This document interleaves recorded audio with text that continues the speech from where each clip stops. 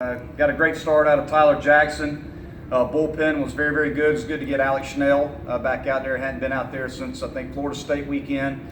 Threw a clean inning, and then we kind of split up the last inning just to get some guys on the mound, let them touch the baseball and face some hitters. Only walked one guy, so pounding the strike zone was definitely there for us tonight. Played a really good game defensively. I thought Jordan Green made some nice plays. Grayson Bird made some nice plays in the infield. Swung the bats well. Had multi-run innings in the first and in the second. Had quality at bats out of every guy in the lineup. And, Reed Rollman continues to just tear the cover off the baseball. He's maybe the hottest hitter in college baseball right now.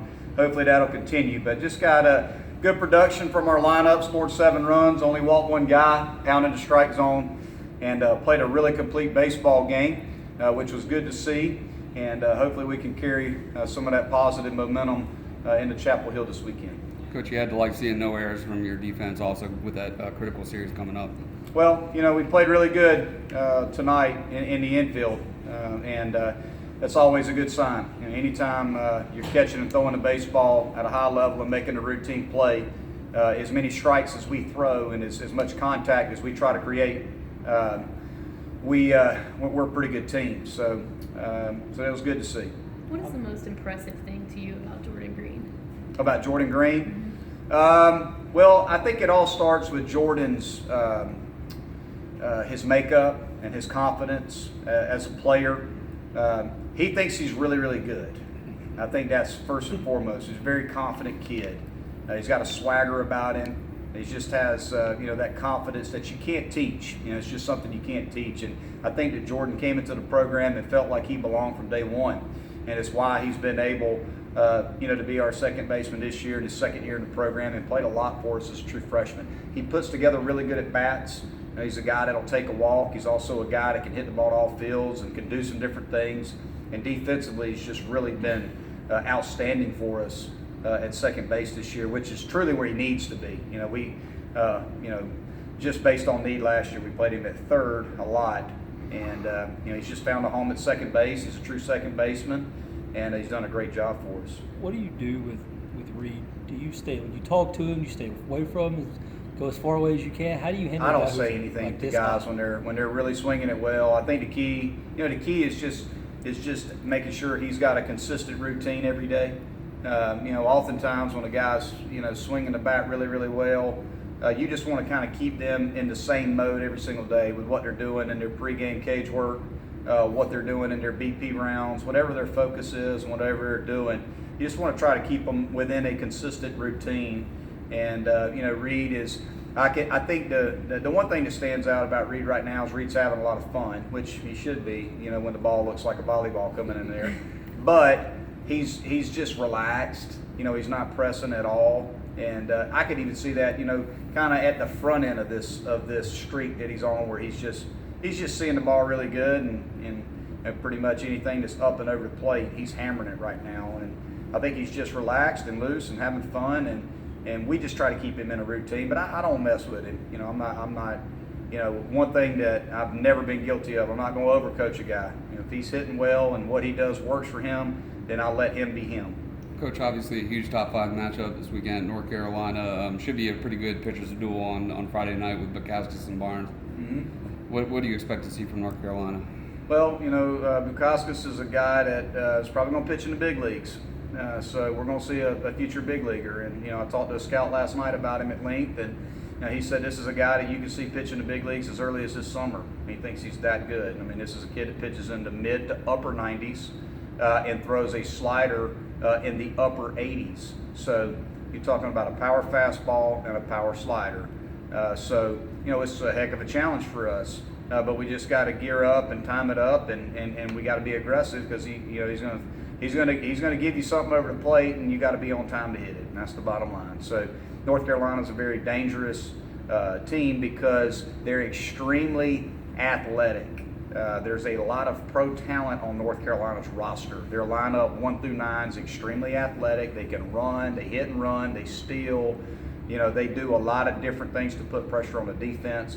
And their pitching staff is one that is loaded with stuff, with guys that have above average fastballs and above average breaking balls. So we're going to see a lot of really good stuff thrown at us this weekend. So, but we got a good team, and the bottom line is we're going to go up there and compete as hard as we can and see what we can do. You know, we're just worried about game 1 down there right now. That's the next game on the schedule, and you know, we're going to try to do everything we can to prepare our guys to get ready for their Friday night guy, who's one of the best in the country. And but you know, we just got to compete. You know, he may run through some innings against us, but you know, our guys are going to be confident that they'll find a way. And Charlie's got to be Charlie. You know, Charlie's got to pitch like a Friday night guy to give us a chance. And but you know, our guy's pretty good, so we feel good anytime Charlie toes the rubber. But it's going to be a great challenge for us. It's what college baseball is all about. 2 top 5 teams going at it, and you know, it's not going to get any better than that on our end. We're excited about it. What lessons can you take away from the Florida State road trip a couple of weeks ago and take them into Chapel Hill? You know what? I just think the looser and the more relaxed we are, the better we play, and we just need to embrace the crowd. I think that's a big key for us, is just embrace the crowd, and we've done that time and time again.